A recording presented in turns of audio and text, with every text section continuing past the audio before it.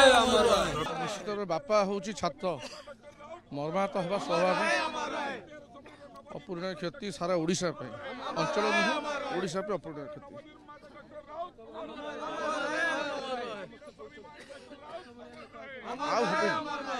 आउ द्वितीय दामोदर राउत भाग स्पष्टवादी निर्भीक सत कथा कहयारे आगभर द्वितीय पाइबेनि।